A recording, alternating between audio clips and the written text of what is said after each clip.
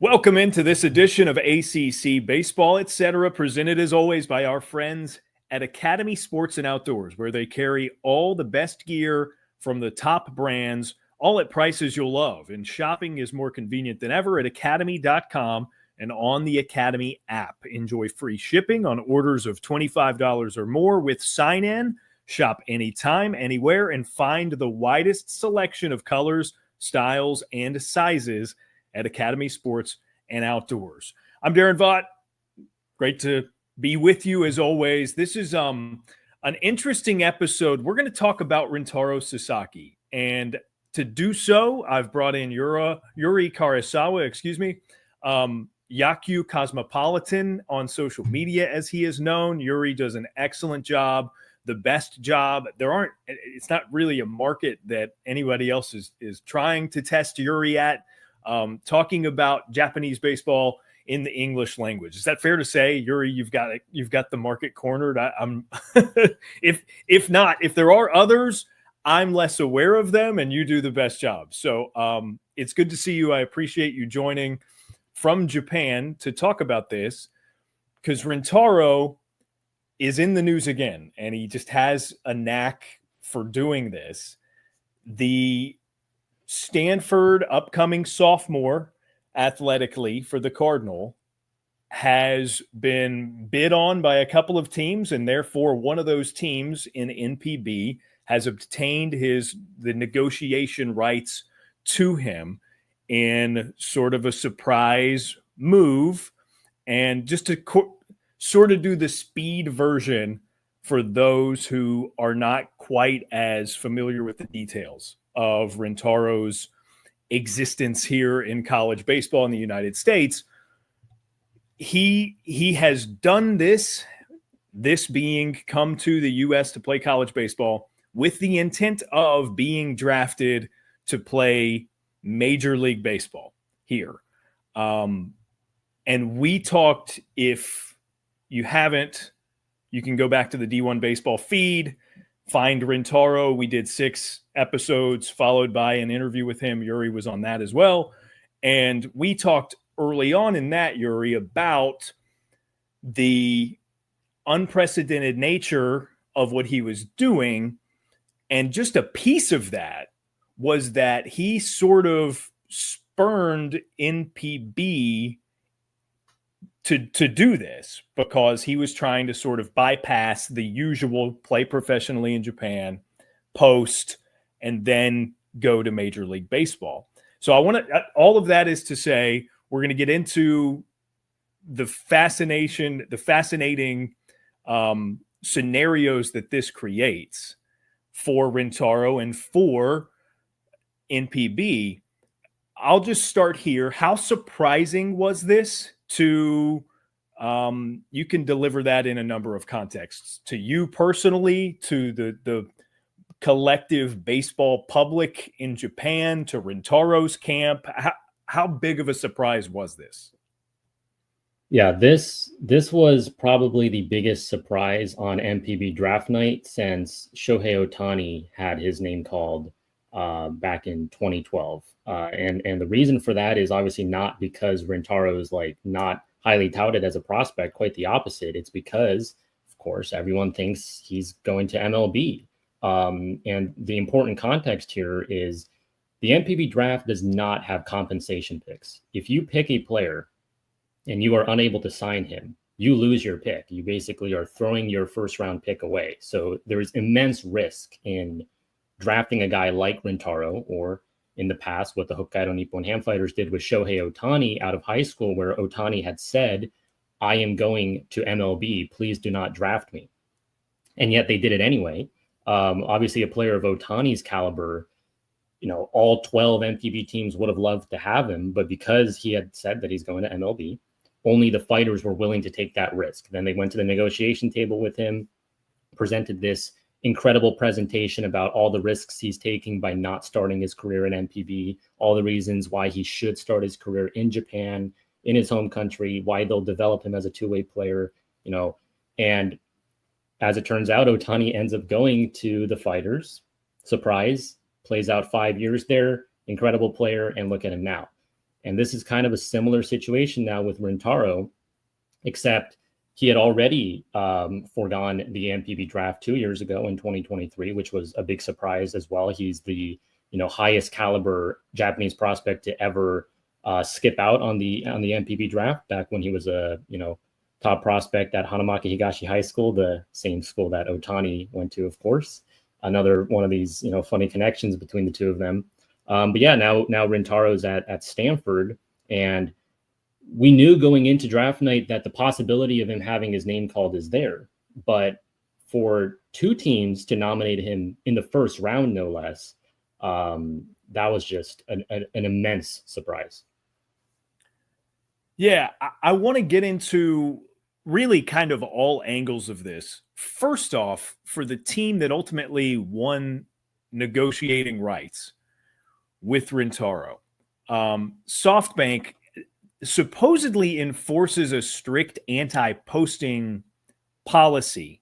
So in this hypothetical, and we haven't even gotten to Rintaro's side of it, but in this hypothetical, a jump from the team, if Rintaro was to go this route and negotiate a contract with the team that won the rights to negotiate with him to do so in NPB, for him to then post to MLB would likely require a long time of service in Japan before doing this. And again, like you and I have talked about it, the main goal of all of this for Rintaro is to play Major League Baseball.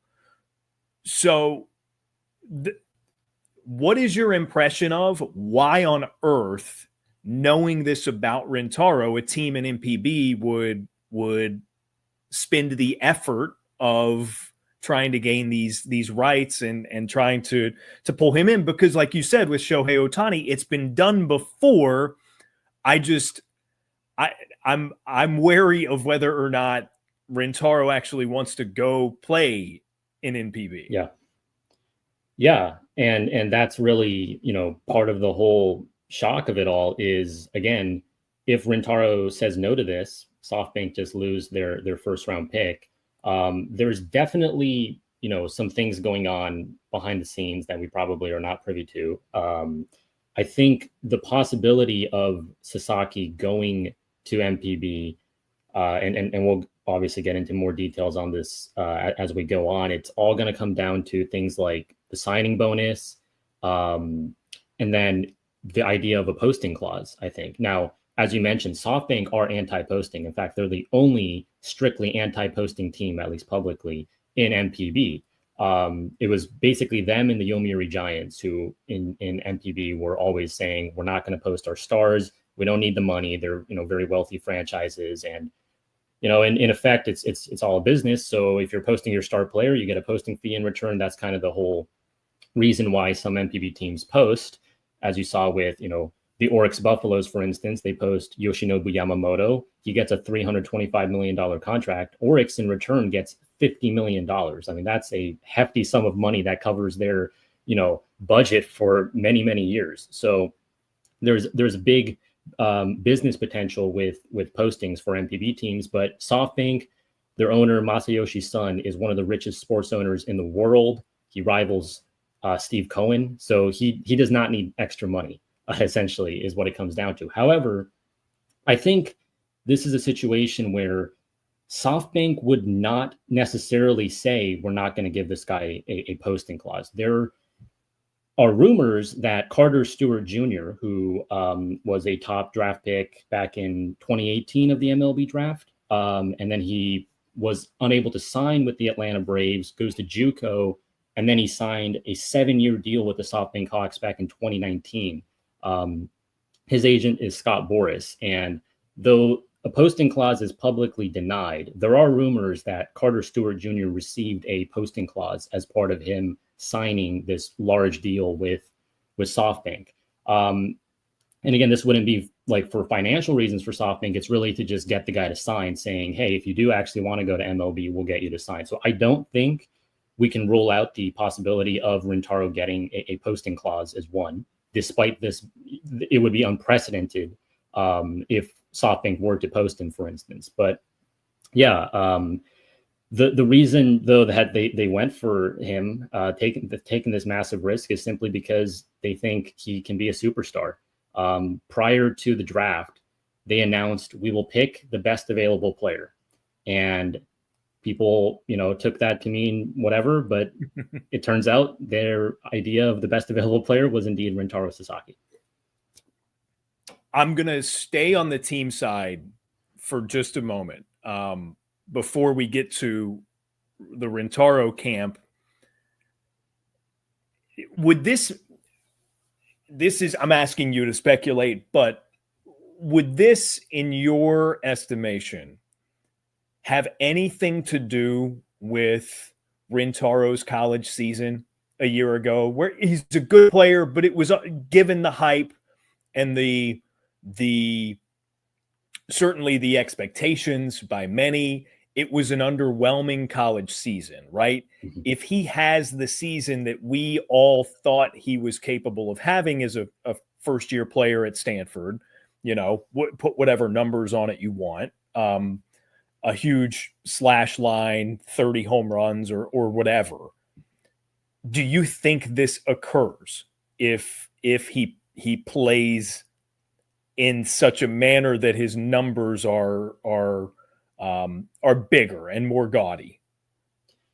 Yeah, I think it probably doesn't happen. I think, the season he just had is a big part of this. I don't want to say that like NPB teams are banking on him kind of like not succeeding, but it is kind of the case that they're telling him, hey, we're giving you an out. If you don't like how things are going there, if you think that life, grinding out in the minor leagues is going to be a little bit too difficult for you, then why not just come back to the safety and comfort of Japan, his home country?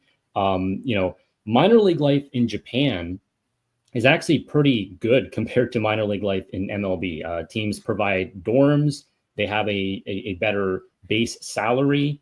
Obviously, you're in your own country, so things like food, language. It's like there's a lot of things going in the direction of, hey, if you want to just kind of take one step back, start your career in NPB, like we're giving you this option. So I do think the season he had at Stanford, which, as you mentioned, not bad, but underwhelming given his expectations, I think that played a role in the sense that if he does a similar thing this upcoming season, then the possibility of him falling back to NPB becomes higher.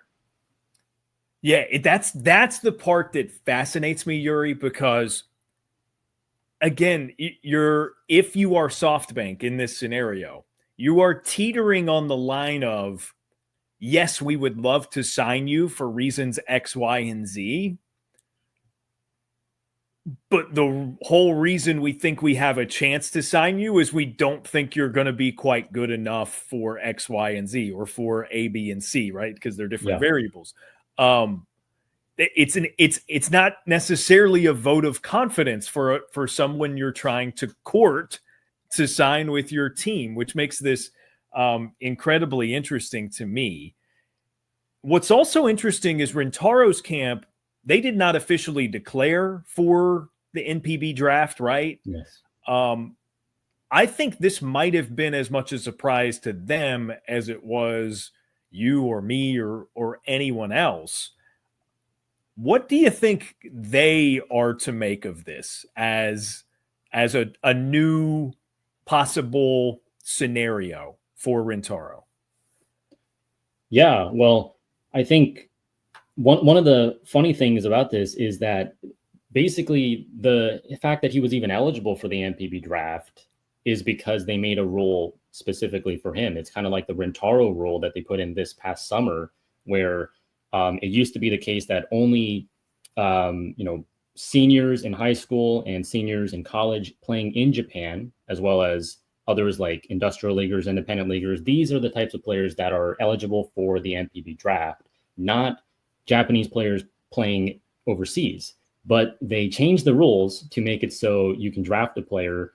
And I mean, Rintaro is obviously not a senior, so it's like they're drafting a guy who just basically started college. So all these new, this new eligibility status for Rintaro, basically to allow guys like him, and then Kenny Ishikawa, who was selected in the 6th round out of Georgia to the Oryx Buffaloes as well. They're trying to open up basically new possibilities to bring these guys back. There's increased fear in NPB that a lot of top prospects like Rintaro Sasaki, like Shotaro Mori from last year, they're going to skip NPB and either go straight into an MLB organization or play NCAA in the United States and then go to MLB that way. So, Rintaro is at the forefront of this, obviously, like he is the headline. And I think for his camp, the fact that he was nominated, it really creates a lot of confusion in terms of like what direction they go from here. But I don't think they should view it as like a negative in any way. I think it's like a huge opportunity. I mean, he has the kind of safety net now that almost no player in the world does. An MLB, an American player playing college ball doesn't have the luxury of saying, hey, I'm going to see where I end up in the MLB draft. And if I don't, go where I want to, I can just go to NPB. Like Rintaro now, from a financial perspective, from a team perspective, he has the ability to kind of decide his own future in a way that most players cannot. Yeah. Safety net is a good way to put it. That's how I described it, talking with some other people earlier. And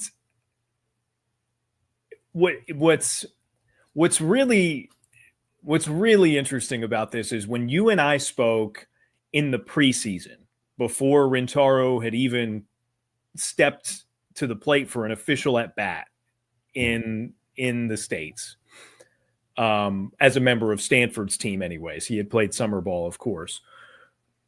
We talked about him in this trailblazing manner. And it wasn't necessarily in this way. Like, I think the context was there. We were like, okay, he is trying to set forth a path, an example for other Japanese prospects who want to play Major League Baseball. But as part of that, the idea that foregoing NPB to play college baseball in the United States was essentially going to block you from ever playing in NPB, that was part of it, right? Yeah. And that was part of the risk associated with Rintaro's decision was, wow, they're not going to be happy that you are foregoing a career in your native country's league to try this. Yep. Yet that's been reversed because of the potential,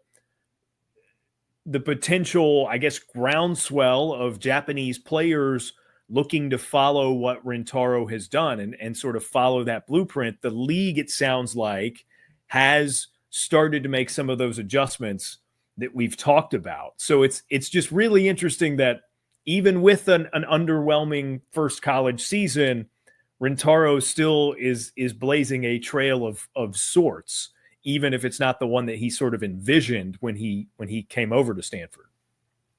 Yeah, absolutely. I mean, I think it's going to take many years for us to really see like the true impact of what Rintaro has done. But already the fact that this has opened the door essentially for Japanese high schoolers who actually want to play in NPB to go play college ball in the US. Like it used to be, if you're foregoing the NPB draft, like you said, you're saying, I'm probably never going to go to NPB. I'm saying that I prioritize a career in the United States. But now this is saying you don't have to choose yet. You can go play college ball in the US and then choose when it's time for you to declare for, the MLB draft. Because that's the big part of this is Rintaro doesn't have to decide right now. He has until the end of July of next year, which is after the MLB draft. He can see where he lands in the MLB draft, what round, what, signing bonus. And then at that point, he can go to the negotiation table with the MLB team that drafts him, as well as with SoftBank, and then say, here are my terms. Like he has this kind of leverage. And again, he has this kind of freedom in terms of, do I want to go start my career in NPB? Do I want to, grind out in the minor leagues? What is it that I need to work on based on this season that he just had? I think a lot of these things are, he can take a lot of this in a positive direction, I think. Yeah, and you bring something up that is another layer to this that I'm curious to see where it goes. So SoftBank has the right to negotiate with Rintaro through the end of July 2026. So that gives Rintaro a timeline to, as he is a draft eligible sophomore this year, it gives him time to see what pans out with his season, with his production, if his MLB draft stock improves, see where he goes there, and then he can kind of compare situations. I'm interested in the timeline of it, Yuri, because you mentioned the Rintaro rule with NPB. I don't know as much about that, so if you would enlighten me. Would he, if he, say, does not improve his MLB draft stock to a point where, you know, it's a spot he wants to go in, and say he wants to stay for a junior year at Stanford? We've talked about how the decision to go to Stanford rather than another college baseball power was driven a lot by the education piece of it. He wants to get more than just baseball out of the university while he's there. I don't think it, again, if we hypothetically assume that he has a similar season statistically, I don't think it's way outside the realm of possibility for him to just decide, okay, I'm going to do a third year at Stanford. So that window with SoftBank ends after July 2026. Would Rintaro be eligible to be nominated again in the NPB draft next year? So like, we're doing this thing now, whereas a year from now, we might be talking in the exact same terms as he's entering a third season at Stanford. Yeah, I think that is a possibility. And as you mentioned, like, the fact that he chose Stanford is obviously, you know, it's as much about education and academics as it is about baseball. So obviously, you know, graduating would be a big thing for him. I also think it's not impossible that SoftBank would be willing to negotiate another type of clause in his contract where he gets to finish, for instance, at Stanford before going to the team. Like, these are all kinds of possibilities. It's just, this has never been really explored before. The American academic calendar, by the way, is completely different from the Japanese one. So while most Japanese players playing in Japan have only like 1 or 2 months to negotiate right after they get drafted, Rintaro has all the way until next summer, obviously. So yeah, I think there could be a lot in play in terms of, obviously SoftBank doesn't want to waste its first round pick. Now, given their immense resources and finances, they probably are the one team in NPB that could afford to like throw away a first round pick. That is part of it. That's why they're taking this risk, I think. But they would probably be more than willing to bake in a lot of clauses into his contract, whatever he wants, posting clause, you know, finish education. You know, the signing bonus is another obvious big part of it. SoftBank has the money to definitely pay more than an MLB team. Not first round slot bonus money, but SoftBank could double a signing bonus of like a third round slot value in MLB. And that's like going to come as a surprise to a lot of fans, but that's the power that SoftBank has in Japan. So I think there's a lot of things that SoftBank will basically throw at Rintaro to say, here's why you should come to us. This is so compelling to me. Just there's a micro aspect, there's a macro aspect. For the purposes of this show, Yuri, this is a college baseball show. And look, we know there's a lot of good baseball players in Japan. I think it would be tremendous if this sort of opens the door for more Japanese players to come play collegiately in the United States and then even still go back and play professionally in their home country. That opens up an incredible possibility for the game of college baseball. I would like to get your thoughts on Rintaro's first season, though. Last time we talked, I mentioned it was preseason. There were the expectations. I remember you had questions for me in terms of, what are they thinking with positioning and things like that for Rintaro at Stanford and things of the like. I'm curious from your seat where you stand covering the Japanese game. So obviously you've been entrenched with Rintaro's story. What is the perception in Japan of how he did, how this is going for Rintaro? Yeah, I don't think the narrative is quite as stark in Japan, where it's like you look at the raw numbers and obviously they don't jump off the page. But I think a lot of people understand like there's an adjustment period. It's his first year. Scouts already had talked about like there are some, flaws in his game he has to work on, like, potentially hitting higher velocity, high end inside. Like there are things that he was going to have to fix. You look at his what he did in the MLB Draft League, the Cape Cod League. Again, these are all like he's been like okay, just not the type of production you expected out of somebody who was as highly touted as he was. And I think part of that is the expectations for him were obviously incredibly high in a way that's almost unrealistic. We were making parallels to him with Shohei Ohtani, and obviously we already knew like this. It's impossible for him to live up to that, especially not in his first year. So I think it really is like this second year is a much better indication of where he's at. Gives him a better period to adjust. Gives him a lot of time to again think about his future in terms of NPB and MLB.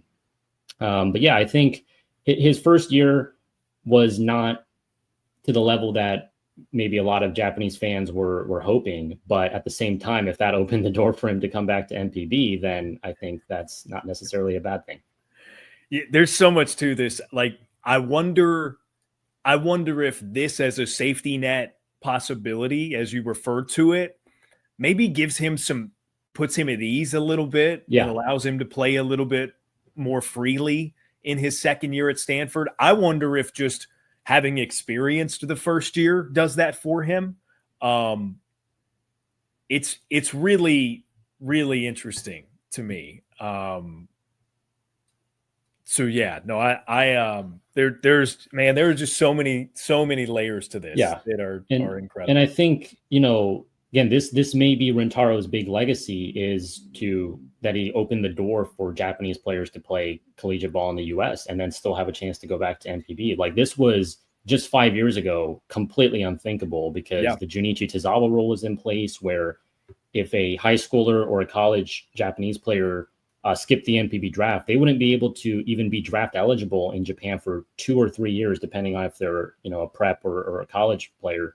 And that was basically like blackballing them from coming back to the league. Now, the Tozawa rule was revoked in 2020, but then there was this kind of gray area that we talked about last year of like, is he going to receive like a soft blackball of like teams not wanting to sign him or, punishing him for making this decision, or it's still, if he wasn't going to be draft eligible this year, like that also creates a lot of like, area of just not knowing based on his college numbers. Like, let's say he just stays the same and then he kind of loses that prospect pedigree that he had when he was in high school here. Do teams evaluate him in the same way? Because I think a big part of this, why 2 teams, not just one, nominated him is because they still view him as this number 1 high school prospect that he was 2 years ago. They're saying, doesn't matter what he's been doing in the US, that's different. We know what he did in Japan in high school, and that was special. And again, the fact that he was so DNA is the first team that nominated him, and this is when the whole audience initially went, whoa, like he had his name called, and they were the 9th team to have their pick read out loud, because the NPB draft, for those that don't know, it's a nomination and lottery system for the first round. So all teams submit their picks at once, and then they're read in order in succession. And if multiple teams select the same player, then that's when you go to a lottery. So DNA nominate Rintaro Sasaki. Everyone's shocked. Everyone's like, whoa. But then the very last team to have their name, to have their pick read, SoftBank, they also go for him. So DNA, I saw in their little behind the scenes on YouTube that they were like, they thought they had him, and then SoftBank swooped in and they also nominated him. So then they had to go to lottery, and obviously we know how that lottery went. But yeah, again, there's just so many layers to this, and there's just like so much intrigue that it's hard to know where Rintaro will be 1 year from now. Yeah, it is incredibly interesting. And you mentioned that the scouting sort of hubbub with Rintaro had already included maybe some holes, some things for him to work on. Not to perpetuate the Shohei Ohtani comparisons, but I've seen on social media lately, as Shohei is doing what he does in the World Series, he did not get terribly favorable scouting reports as a hitter initially. And if I'm not mistaken, a lot of the same concepts were there. Hey, he's going to struggle to hit high velocity. He's going to struggle as a hitter because what he's been seeing in Japan is not comparable to what he's going to see in the U.S. I'm curious. You see this with a lot of Japanese players. Do you think that there's sort of a common thread with the things that those hitters have to overcome when they make the jump? And is there cause for encouragement with Rintaro, because what he experienced in year one is simply what anyone coming from Japan would have experienced? Yeah, I definitely think so, especially because it's, so rare for a Japanese player to be coming over straight out of high school. So obviously he's not facing professional pitching right away, but he's still facing, the really good level collegiate pitching. It's a different style of pitching in Japan versus the US, right? It's not to say that Japanese pitching is bad. I actually think it's incredibly high level. I think it's incredibly underrated. But Japanese pitching is very much focused on command, whereas a lot of the perception with youth pitching in the U.S. especially is obviously focused on velocity. He is seeing a lot more, pitches at, let's say 91 plus miles per hour than he ever was he was ever going to see in Japan had he gone to college in Japan. And he's seeing just a different adjustment period, right? Because if he went to the NPB draft in 2023, he would have probably had 1 to 2 years in the minor leagues here on the farm to work on these problems. But it's like he's being thrown right into the fire, basically, with the playing in the MLB draft league, playing in Stanford. He's like expected to perform right away. Whereas in the minor leagues and NPB, he wouldn't have had that pressure on him. It's just like you have time to adjust, you have time to work on these things, and then we'll call you up to the top team. So I definitely think that these are just like normal, kinks for the guy to iron out, and I think we're going to see a better year two for him. Yeah, I hope so. Just because I think it'll be good for the game. He's exciting for a number of reasons.